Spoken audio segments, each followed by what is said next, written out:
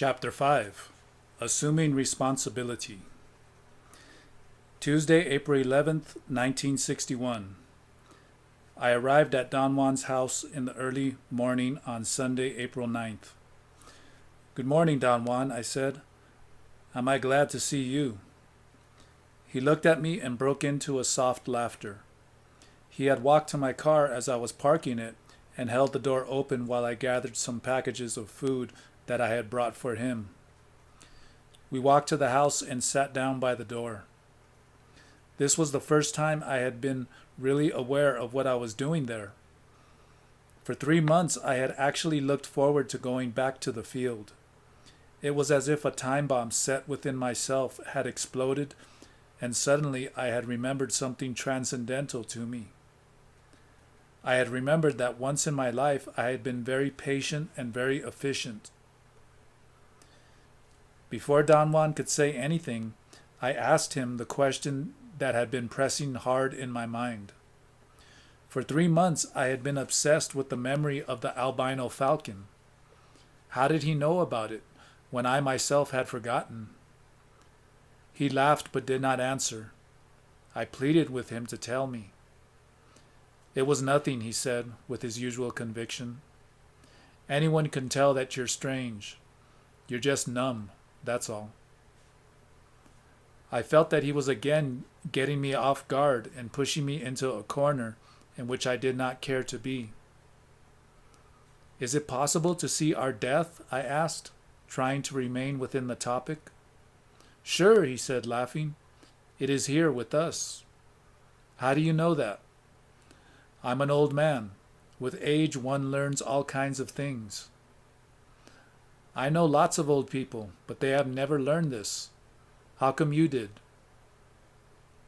"Well, let's say that I know all kinds of things because I don't have a personal history, and because I don't feel more important than anything else, and because my death is sitting with me right here." He extended his left arm and moved his fingers as if he were actually petting something. I laughed. I knew where he was leading me. The old devil was going to clobber me again, probably with my self-importance, but I did not mind this time. The memory that once I had had a superb patience had filled me with a strange, quiet euphoria that had dispelled most of my feelings of nervousness and intolerance towards Don Juan. What I felt instead was a sensation of wonder about his acts. "Who are you really?" I asked. He seemed surprised. He opened his eyes to an enormous size and blinked like a bird, closing his eyelids as if they were a shutter. They came down and went up again, and his eyes remained in focus. His maneuver startled me, and I recoiled, and he laughed with childlike abandon. "For you, I am Juan Matus, and I am at your service," he said with exaggerated politeness. I then asked my other burning question. "What did you do to me the first day we met?" I was referring to the look he had given me. "Me? Nothing," he replied with a tone of innocence.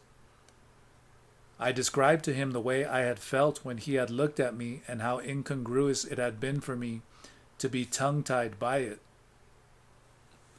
He laughed until tears rolled down his cheeks. I again felt a surge of animosity toward him. I thought that I was being so serious and thoughtful, and he was being so Indian in his coarse ways. He apparently detected my mood and stopped laughing all of a sudden. After a long hesitation, I told him that his laughter had annoyed me because I was seriously trying to understand what had happened to me. "There is nothing to understand," he replied, undisturbed.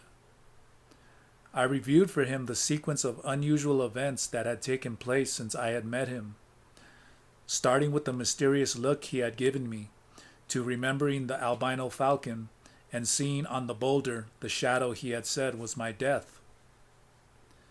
"Why are you doing all this to me?" I asked. There was no belligerence in my question. I was only curious as to why it was me in particular. You asked me to tell you what I know about plants, he said. I noticed a tinge of sarcasm in his voice. He sounded as if he were humoring me. But what you have told me so far has nothing to do with plants, I protested. His reply was that it took time to learn about them. My feeling was that it was useless to argue with him. I realized then the total idiocy of the easy and absurd resolutions I had made. While I was at home, I had promised myself that I was never going to lose my temper or feel annoyed with Don Juan. In the actual situation, however, the minute he rebuffed me, I had another attack of peevishness.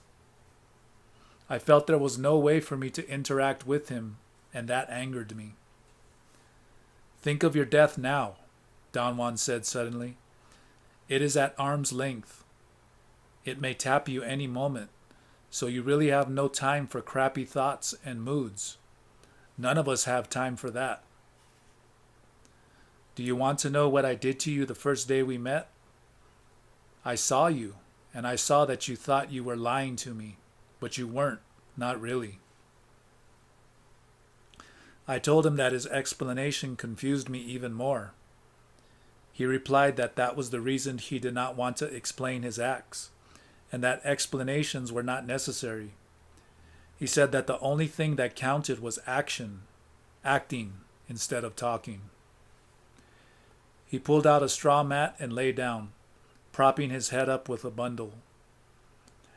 He made himself comfortable, and then he told me that there was another thing I had to perform if I really wanted to learn about plants.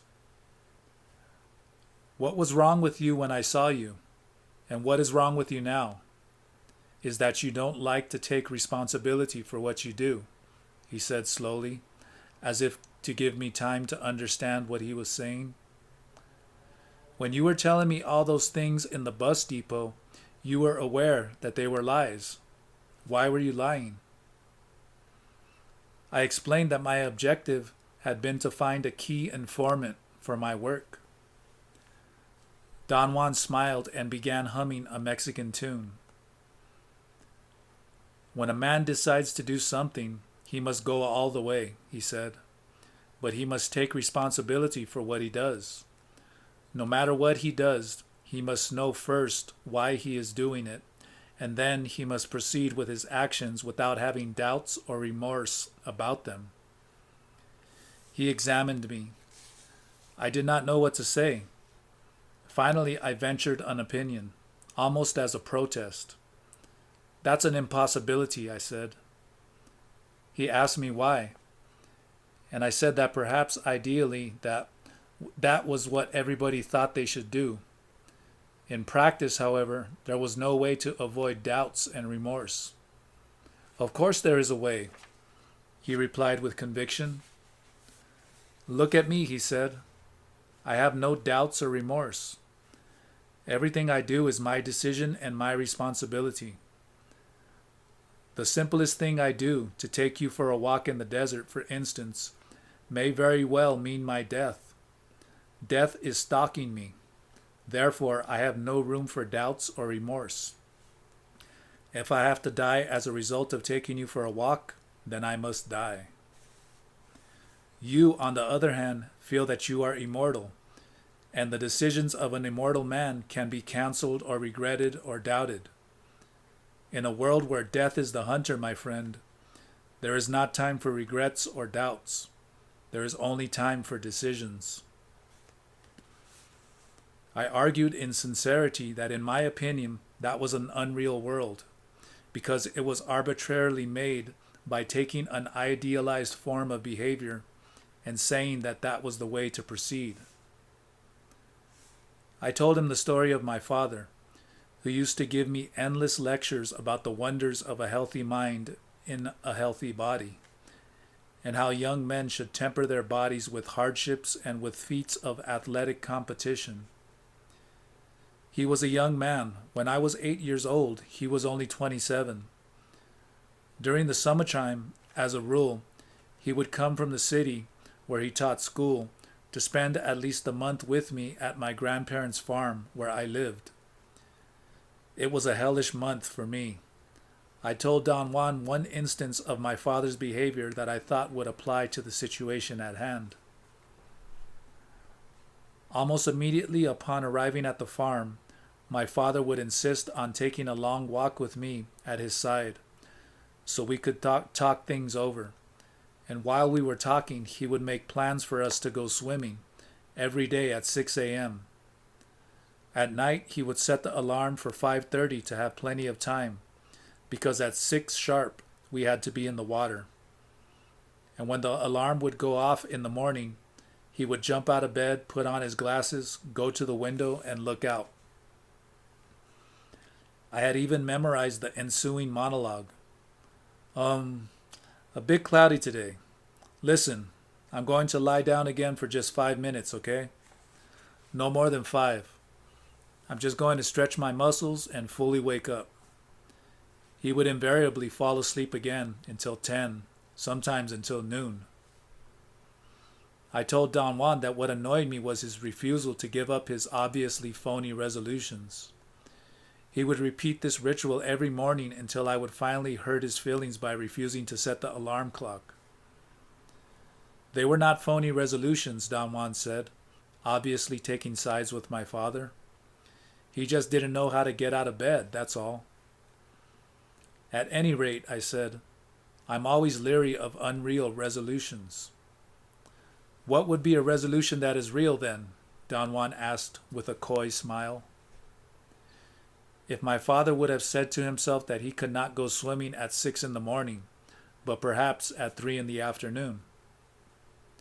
Your resolutions injure the spirit, Don Juan said with an air of great seriousness. I thought I even detected a note of sadness in his tone. We were quiet for a long time. My peevishness had vanished. I thought of my father. He didn't want to swim at 3 in the afternoon, don't you see? Don Juan said. His words made me jump. I told him that my father was weak, and so was his world of ideal acts that he never performed. I was almost shouting. Don Juan did not say a word. He shook his head slowly in a rhythmical way. I felt terribly sad. Thinking of my father always gave me a consuming feeling. You think you are stronger, don't you? He asked in a casual tone. I said I did, and I began to tell him all the emotional turmoil that my father had put me through, but he interrupted me. Was he mean to you? He asked. No. Was he petty with you? No. Did he do all he could for you? Yes. Then what was wrong with him? Again, I began to shout that he was weak, but I caught myself and lowered my voice. I felt a bit ludicrous being cross-examined by Don Juan. What are you doing all this for? I said. We were supposed to be talking about plants. I felt more annoyed and despondent than ever. I told him that he had no business or the remotest qualifications to pass judgment on my behavior, and he exploded into a belly laugh. When you get angry, you always feel righteous, don't you? He said, and blinked like a bird. He was right. I had the tendency to feel justified at being angry. Let's not talk about my father, I said, feigning a happy mood. Let's talk about plants. No, let's talk about your father, he insisted. That is the place to begin today. If you think that you were so much stronger than he, why didn't you go swimming at 6 in the morning in his place? I told him that I could not believe he was seriously asking me that. I had always thought that swimming at 6 in the morning was my father's business and not mine. It was also your business from the moment you accepted his idea. Don Juan snapped at me. I said that I had never accepted it, that I had always known my father was not truthful to himself. Don Juan asked me matter-of-factly why I had not voiced my opinion at the time. You don't tell your father things like that, I said as a weak explanation. Why not? That was not done in my house, that's all. You have done worse things in your house, he declared like a judge from the bench. The only thing you never did was to shine your spirit. There was such a devastating force in his words that they echoed in my mind. He brought all my defenses down. I could not argue with him. I took refuge in writing my notes. I tried a last feeble explanation and said that all my life I had encountered people of my father's kind, who had, like my father, hooked me somehow into their schemes, and as a rule I had always been left dangling. You're complaining, he said softly. You have been complaining all your life because you don't assume responsibility for your decisions. If you would have assumed responsibility for your father's idea of swimming at 6 a.m, you would have swum by yourself if necessary. Or you would have told him to go to hell the first time he opened his mouth after you knew his devices. But you didn't say anything. Therefore, you were as weak as your father. To assume the responsibility of one's decisions means that one is ready to die for them. Wait, I said. You are twisting this around. He did not let me finish. I was going to tell him that I had used my father only as an example of unrealistic way of acting, and that nobody in his right mind would be willing to die for such an idiotic thing. It doesn't matter what the decision is, he said. Nothing could be more or less serious than anything else. Don't you see? In a world where death is the hunter, there are no small or big decisions. There are only decisions that we make in the face of our inevitable death. I could not say anything. Perhaps an hour went by. Don Juan was perfectly motionless on his mat, although he was not sleeping. Why do you tell me all this, Don Juan? I asked. Why are you doing this to me? You came to me, he said. No, that was not the case. You were brought to me, and I have had a gesture with you. I beg your pardon? You could have had a gesture with your father by swimming for him, but you didn't. Perhaps because you were too young. I have lived longer than you. I have nothing pending. There is no hurry in my life. Therefore, I can properly have a gesture with you. In the afternoon, we went for a hike. I easily kept his pace and marveled again at his stupendous physical prowess. He walked so nimbly and with such sure steps that next to him I was like a child. We went in an easterly direction. I noticed then that he did not like to talk while he walked. If I spoke to him, he would stop walking in order to answer me.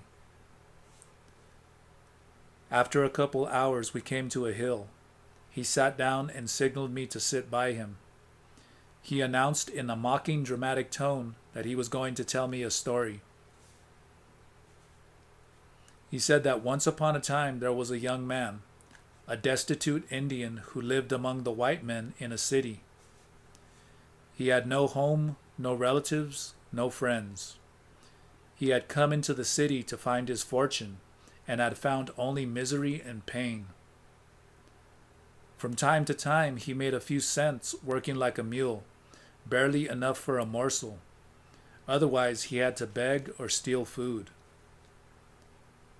Don Juan said that one day the young man went to the marketplace. He walked up and down the street in a haze, his eyes wild upon seeing all the good things that were gathered there. He was so frantic that he did not see where he was walking, and ended up tripping over some baskets and falling on top of an old man. The old man was carrying 4 enormous gourds, and had just sat down to rest and eat.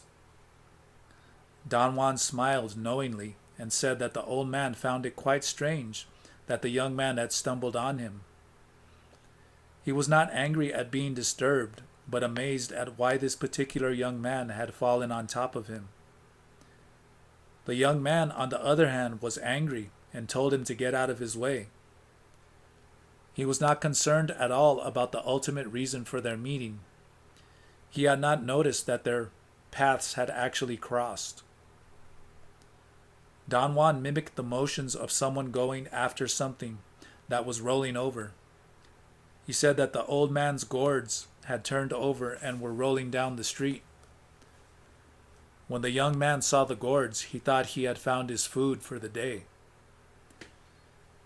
He helped the old man up and insisted on helping him carry the heavy gourds. The old man told him that he was on his way to his home in the mountains, and the young man insisted on going with him, at least part of the way. The old man took the road to the mountains, and as they walked, he gave the young man part of the food he had bought at the market. The young man ate to his heart's content, and when he was quite satisfied, he began to notice how heavy the gourds were and clutched them tightly. Don Juan opened his eyes and smiled with a devilish grin, and said that the young man asked, What do you carry in these gourds?" The old man did not answer, but told him that he was going to show him a companion or a friend who could alleviate his sorrows and give him advice and wisdom about the ways of the world. Don Juan made a majestic gesture with both hands and said that the old man summoned the most beautiful deer that the young man had ever seen. The deer was so tame that it came to him and walked around him. It glittered and shone. The young man was spellbound and knew right away that it was a spirit deer. The old man told him then that if he wished to have that friend and its wisdom, all he had to do was let go of the gourds. Don Juan's grin portrayed ambition. He said that the young man's petty desires were pricked upon hearing such a request. Don Juan's eyes became small and devilish as he voiced the young man's question. "What do you have in these 4 enormous gourds?" Don Juan said that the old man very serenely replied that he was carrying food, pinole and water. He stopped narrating the story and walked around in a circle a couple of times. I did not know what he was doing, but apparently it was part of the story. The circle seemed to portray the deliberations of the young man. Don Juan said that, of course, the young man had not believed a word. He calculated that if the old man, who was obviously a wizard, was willing to give a spirit deer for his gourds, then the gourds must have been filled with power beyond belief. Don Juan contorted his face again into a devilish grin and said that the young man declared that he wanted to have the gourds. There was a long pause that seemed to mark the end of the story. Don Juan remained quiet, yet I was sure he wanted me to ask about it, and I did. "What happened to the young man?" "He took the gourds," he replied with a smile of satisfaction. There was another long pause. I laughed. I thought that this had been a real Indian story. Don Juan's eyes were shining as he smiled at me. There was an air of innocence about him. He began to laugh in soft spurts and asked me, "Don't you want to know about the gourds?" "Of course I want to know. I thought that was the end of the story." "Oh no," he said with a mischievous light in his eyes. The young man took his gourds and ran away to an isolated place and opened them. "What did he find?" I asked. Don Juan glanced at me, and I had the feeling he was aware of my mental gymnastics. He shook his head and chuckled. "Well," I urged him, "were the gourds empty?" "There was only food and water inside the gourds," he said. And the young man, in a fit of anger, smashed them against the rocks. I said that his reaction was only natural. Anyone in his position would have done the same. Don Juan's reply was that the young man was a fool who did not know what he was looking for. He did not know what power was, so he could not tell whether or not he had found it. He had not taken responsibility for his decision. Therefore, he was angered by his blunder. He expected to gain something and got nothing instead. Don Juan speculated that if I were the young man, and if I had followed my inclinations, I would have ended up angry and remorseful, and would no doubt have spent the rest of my life feeling sorry for myself for what I had lost. Then he explained the behavior of the old man. He had cleverly fed the young man so as to give him the daring of a satisfied stomach. Thus, the young man, upon finding only food in the gourds, smashed them in a fit of anger. Had he been aware of his decision and assumed responsibility for it, Don Juan said, he would have taken the food and would have been more than satisfied with it. And perhaps he might even have realized that the food was power too.